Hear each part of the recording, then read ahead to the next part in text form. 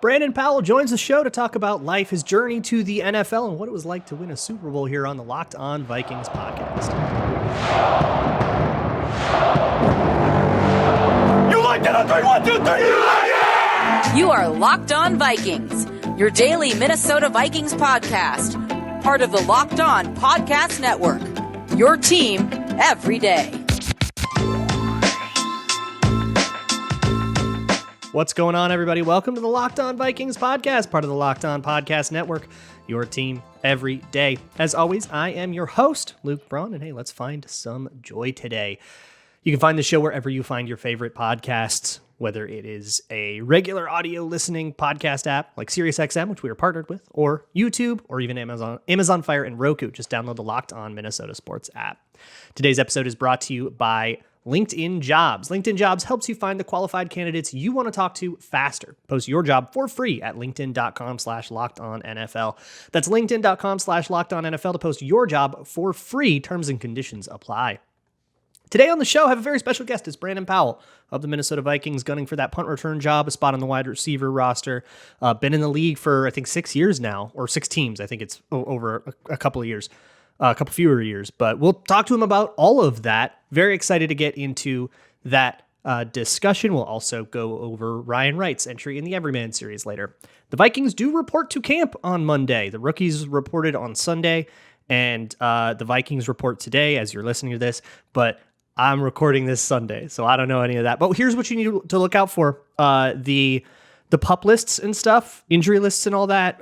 We'll find out who is on NFI, who's on PUP, all of that stuff. Some of that can be really minor. That can just be, hey, they're not quite ready for the first couple days. Sometimes it can mean something more, and we usually don't get any clarity either way, so you'll have to be patient with that. But something to keep an eye out on Monday, and we'll go over whatever we have to on tomorrow's show. But for now, let's talk to Minnesota Viking Brandon Powell.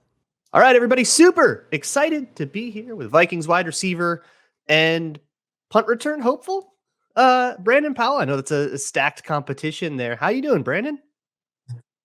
I'm doing pretty good. Thanks so much for coming on. I see you got your Florida Gator stuff going. Yeah. Did you grow up around Florida?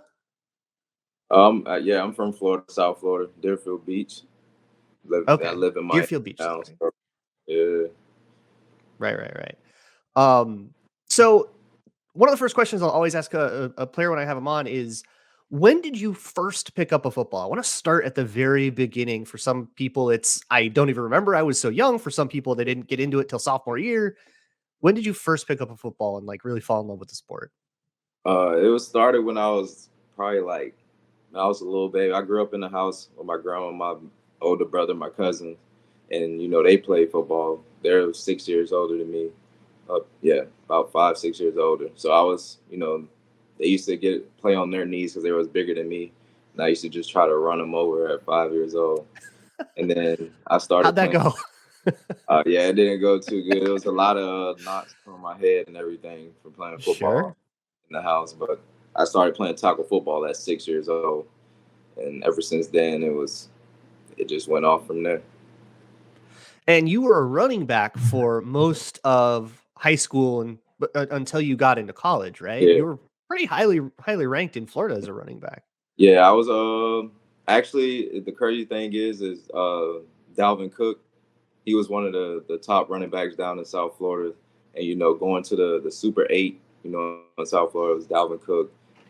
His teammate Joseph Yearby, Sony Michelle, we were the top guys in South Florida. So I loved running back. That was my position. I wish I could play it now in the NFL, but at 5'8", 180 pounds, that's kind of tough playing a full season playing running back. So, the difference is the line is blurring a little bit with all the jet sweep stuff that people are doing and bubble screens or whatever. There's something to it. But I guess that was my question. What did precipitate that move to wide receiver? Was it just the size you kind of ended up at once you were in college? It was actually Muschamp. I was actually a running back at Florida my freshman year. And, Muschamp, that was his last year coaching Florida. And we played a bowl game, actually. And he told me that whole, the bowl preparation, we got 2 weeks. He was getting everybody ready for the next year. And he told me, Malcolm Wayne was coming in, Alabama coach. He knew I wasn't going to play running back for him. And he actually put me at receiver. And that's just, me being a football player is just, as long as I can touch the ball, make something happen and turn into a running back. So that's when I really started playing receiver. It was Muschamp giving me that opportunity to play in that bowl game.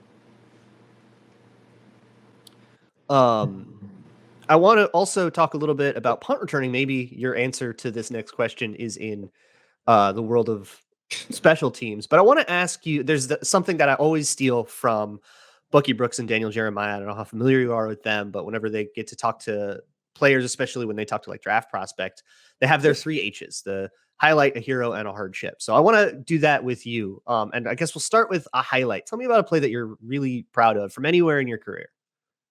The crazy thing is, it's the day after Christmas playing Minnesota in LA. I figured it was going to be that. Yeah, that was mine because I had a punt return touchdown my rookie year in Detroit. Played in Tampa, back home in front of my family. That was crazy to do in that preseason, but it was nothing like in an actual game.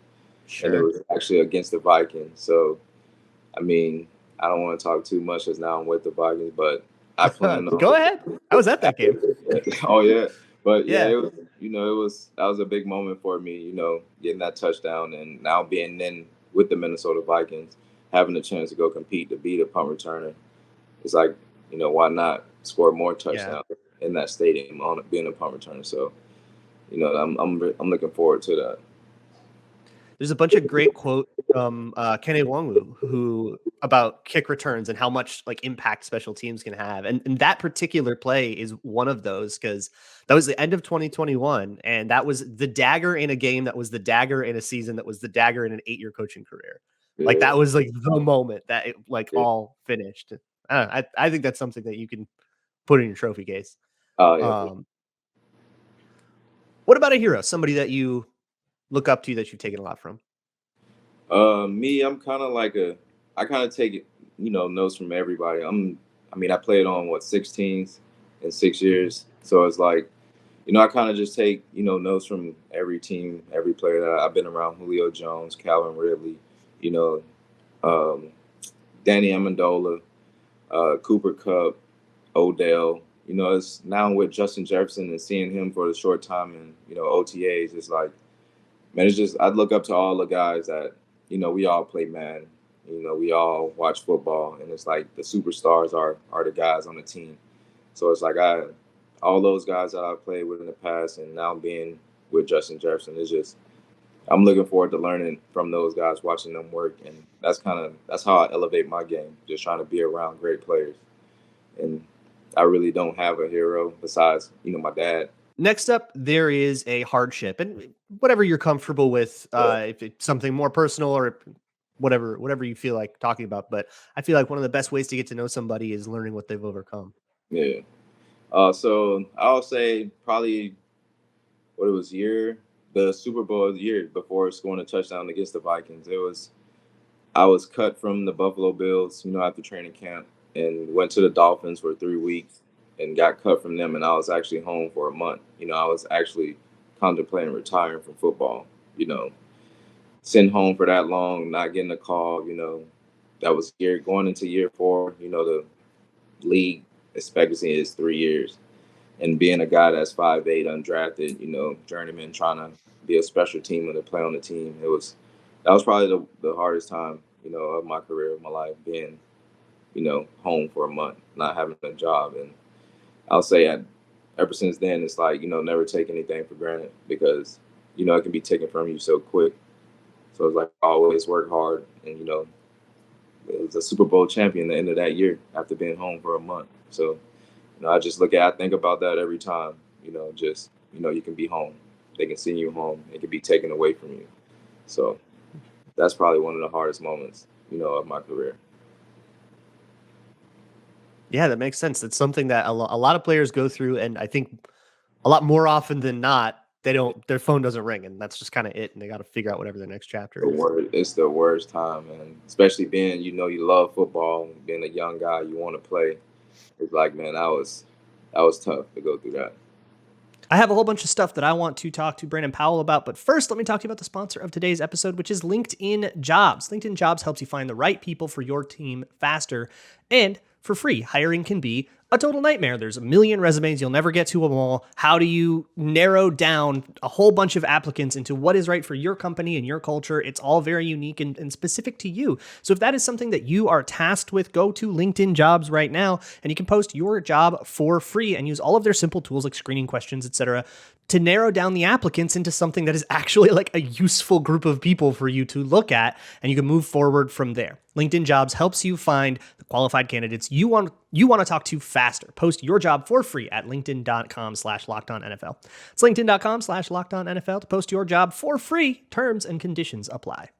I have to imagine you've been through some fairly nerve-wracking cut down days, like in late August. I mean, really every year. It's like being you go undrafted, you know, sitting through those 3 days of the draft, watching, and it's like you don't hear your name called, but you know you get the opportunity to go show yourself, prove yourself. It's like that's nothing compared to cut days because you never know. You know, everybody's out there competing in camp. Everybody's trying to get a job. It's a lot of great dudes. Even the young dudes, they come in, they're talented. So it's like, man, cut days for me, I kind of turn my phone off and just, you know, get away. And if my phone, I literally block out my dad, my grandma, everybody, don't call me that day. If my phone rings that day, that's mean it's not a good day. So cut days I kind of try to relax on cut days.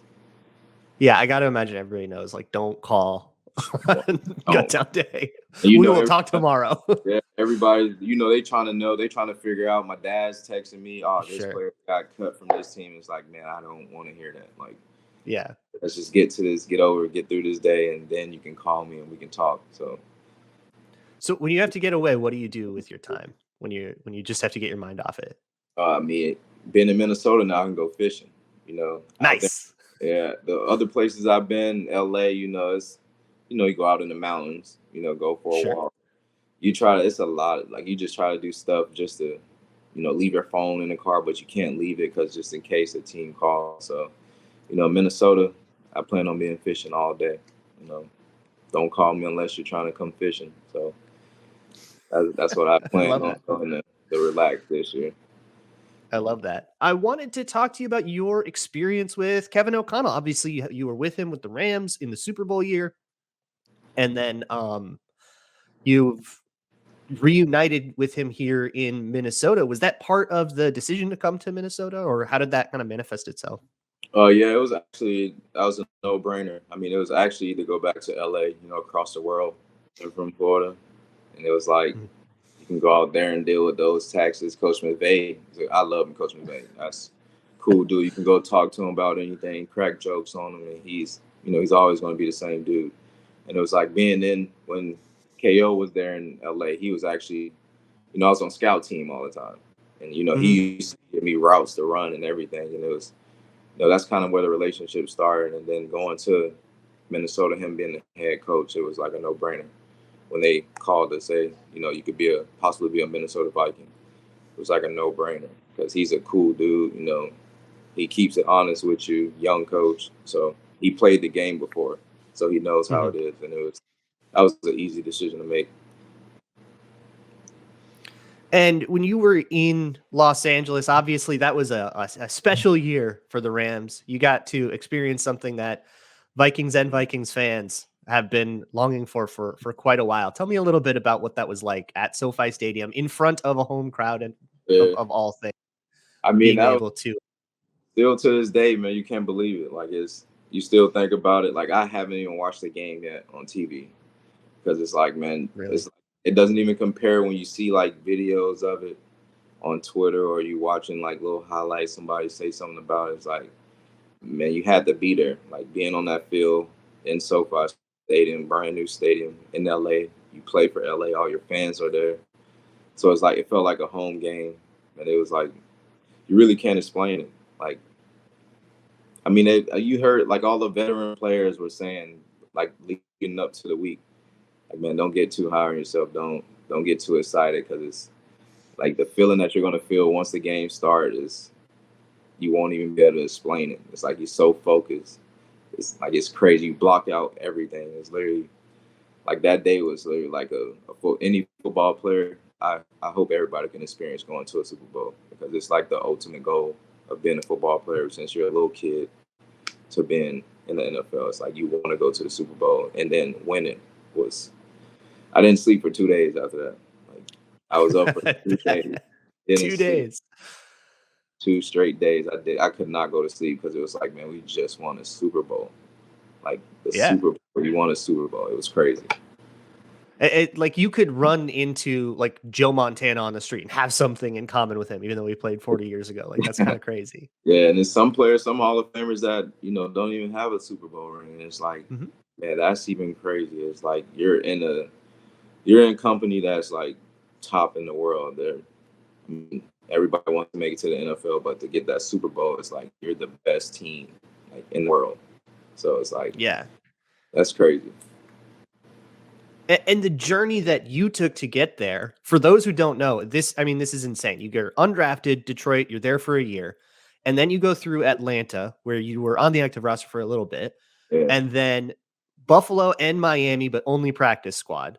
And then you get to LA, and now you're here. Exactly. So it's like, man, been moving around a lot, man. It's wild.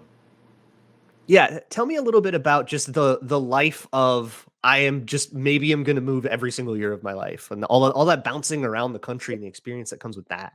I mean, that's something people don't like realize. Like, they just look at, you play football, like you're on a team. Like you'd be happy you're on a team, but it's like I live in Florida. I can never off season was like 4 months, but you really only get like 2 months of off season. So it's like you gotta come home. You can't unpack your bag because you gotta go back to Minnesota or LA, wherever it was. It's like you're just constantly moving, always moving. And it's like, man, hopefully I can play good enough in Minnesota where I can stick on a team for, 2 or 3 years. And so I don't have to move. Right now I'm packing up my whole house to get ready to move. And it's like that stuff is 6 years of that is getting tired. Like it's draining.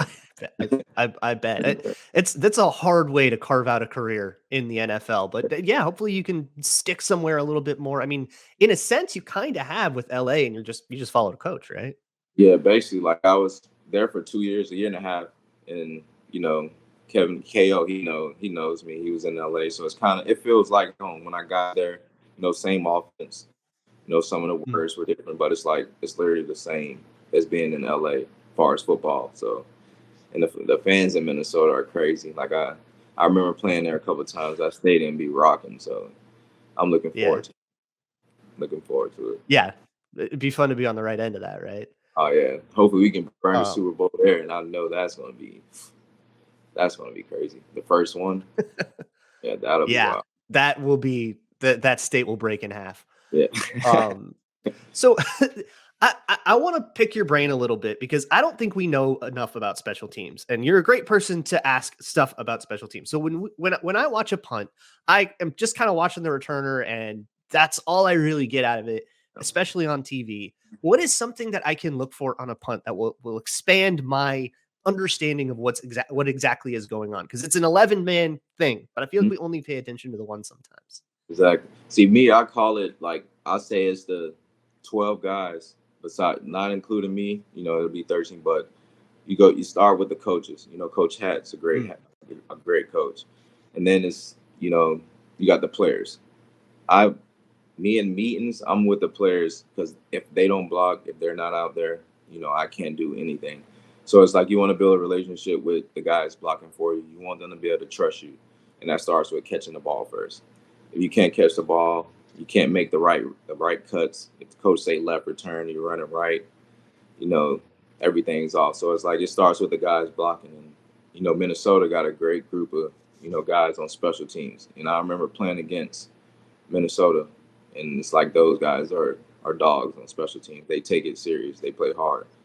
And it's like if you're watching punt returns, it's like a returner can't do anything without his blockers, without the 10 guys blocking for him and the coach setting it up. So it's like the punt return is doing the easy job. Catch the ball. That's what you've been doing all your life. And then run. Turn into a running back. That's how I think about it. You catch the ball, turn into a running back. Get a first down, and we did our job. Get us past the 50. After you get the first down, the rest is on me. So it's like. Then you're just balling, yeah. It's like 10 yards first. If we get 10 yards, all the guys in front of the 10 guys out there, they did their jobs. I don't really take any credit for any of that. So if I score a touchdown, then that's great. Then you but made it happen. them 10 yards that's really all we're trying to get our offensive first down, and then get anything closer to the 50 so our field goal team can go out there, kick an easy field goal, our offense can have a short field to work with. That's really the goal of special teams. Before I let you go, there's one question I always like to ask people when I have on here. I would love to hear something that you learned recently, something that you feel made you better. Doesn't even have to be an on-field thing. Something I learned, I would say I'm a big guy I'm starting to get into the stock market, learning about finances. And it's like learning about that stuff, you really learn about, just pay attention to the world, everything that's going on out in the world. And it's like, really is, man, it really just teaches you to like live life. That's really something I learned. Just enjoy life, live life for what it is. Don't think about what you really want, because once you start, thinking about what you want, how you want it to be, I mean, that's where people go wrong, in my opinion. But think about what it is, what the world really is, and everything will be fine. That's really something I learned in this off season from reading all the books that I've been reading. Yeah, you're in a special moment, man. I'm happy for you. Appreciate if there's anything you want to shout out right now, anything, your Twitter, socials, any other ventures you want everybody who listens to Locked On Vikings to know about, now's the time. I would say the Deerfield Packer Rattlers.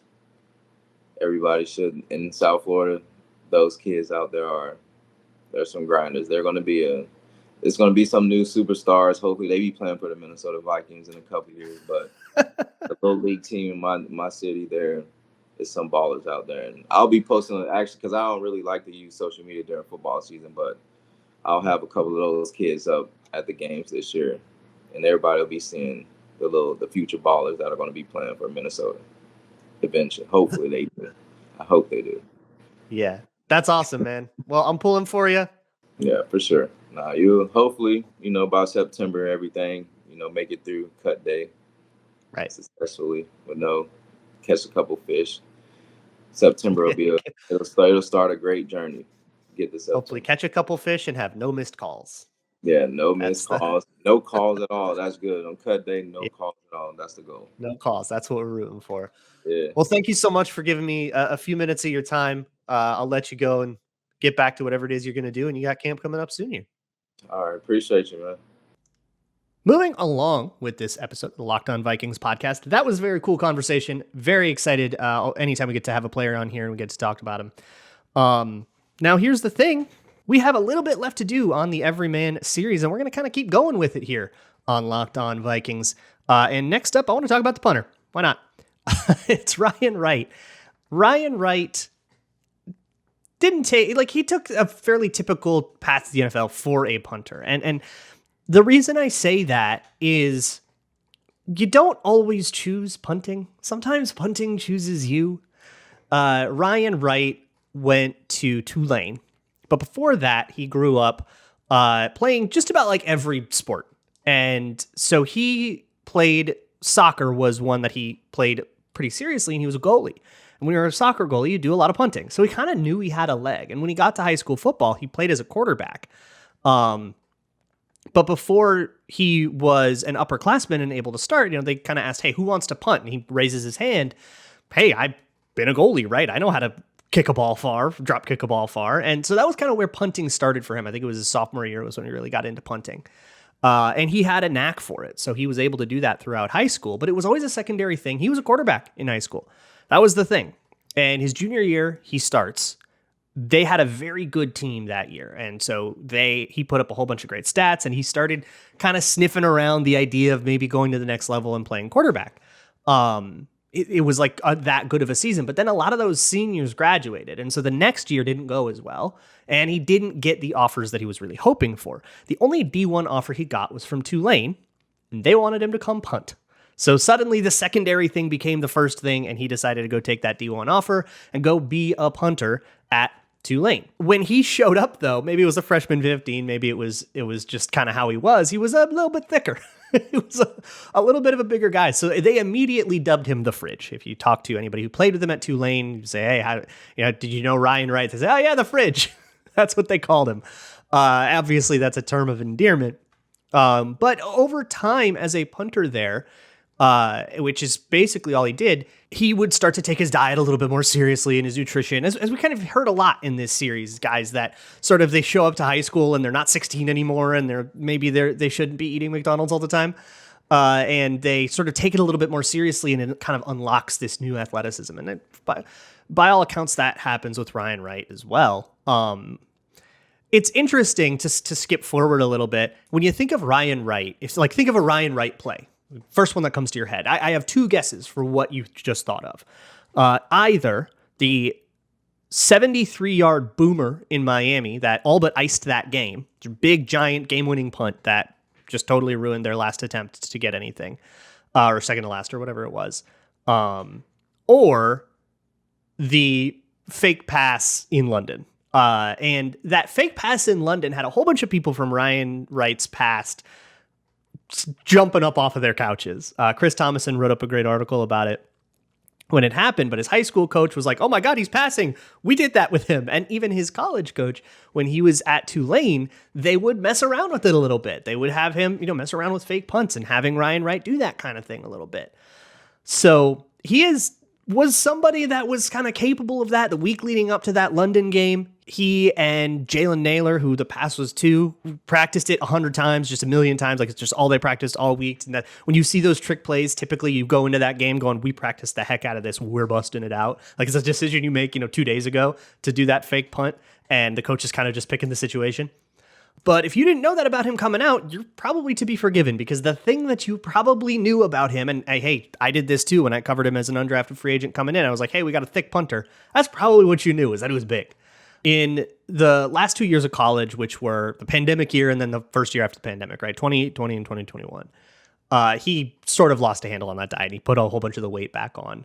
But what's nice about it, like as a punter, kind of doesn't, it's okay. Obviously, you want to be able to run and be in good enough shape to stay healthy and all that. But look, if you put on a few extra pounds, you're not a cornerback, right? Like, it's every tiny little millisecond of speed is not going to be nearly as important, as long as you can still kick the thing. And boy, could he. So he could still kick around, and that was fine, but it's sort of the kind of thing that gives you a legacy, right? Oh yeah, he was the big Tulane punter. Remember the big thick Tulane punter? There was a viral image of him that went around once when the broadcast camera angle caught him at just the right angle that made him look really thick. And that's what he was coming into training camp. And I think I look at a guy like Jack Podlesny, who we already talked about, or other guys that are coming into training camp without, like, we don't really know them very well, right? Or what Ryan Wright was last year. There was an established veteran in Jordan Berry. Nobody really thought he was gonna, his job was under serious threat. It was just, we'll have a punter competition, always healthy to bring someone in and make him beat a guy out, right? But we weren't actually gonna keep that guy. And Ryan Wright came in and won that job. In particular, he had a couple of really great punts in the preseason, and Matt Daniels, kind of who, he didn't sign Jordan Berry to begin with. Jordan Berry was already on the roster when Matt Daniels came in as part of the whole OConnell regime. So you don't have that necessarily that loyalty or anything. Says, hey, this kid's booming it. Let's go with him. And then it was a matter of just figuring out consistency. And that was really his whole thing over all of college, where punting was a relatively new thing to him when he got to college. He'd only been punting for 2 or 3 years. Most college players have been doing whatever it is that they're doing since high school or even before in youth leagues or whatever. So for him, it was all about building consistency. He could always kick the ball far, but it's about getting that spiral right and getting that, getting the ball far every single time, removing the shanks. Early in his college career, he had some bad kicks, and it's have more space in between those. And I think that's still something that he's figuring out. There's no competition for him in this camp, but as a specialist, there kind of always is something where if you have a bad enough camp, like if Ryan Wright comes out and he just sucks, right? If he just totally falls apart, has the worst camp ever, they're going to cut you and find a free agent. And that's always an option, more so than it is for a backup quarterback or somebody who's on the roster bubble at, defensive tackle.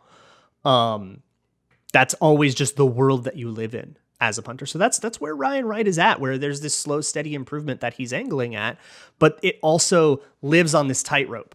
And you have to keep consistently improving all the time, and there's no moment to rest on your laurels. It's just the life of a punter. So tomorrow is Twitter Tuesday. Get your questions in. You can leave them in a YouTube comment. You can leave them for me at Luke Brown NFL or at Locked On Vikings on Twitter. You can send an email to lockedonvikingspodcast@gmail.com, or you can click on the Google Drive form in the show notes. You can just fill that out if you've got something a little bit longer form. I will answer whatever I can of that tomorrow and maybe talk about news or whatever comes up. And as always, Skull.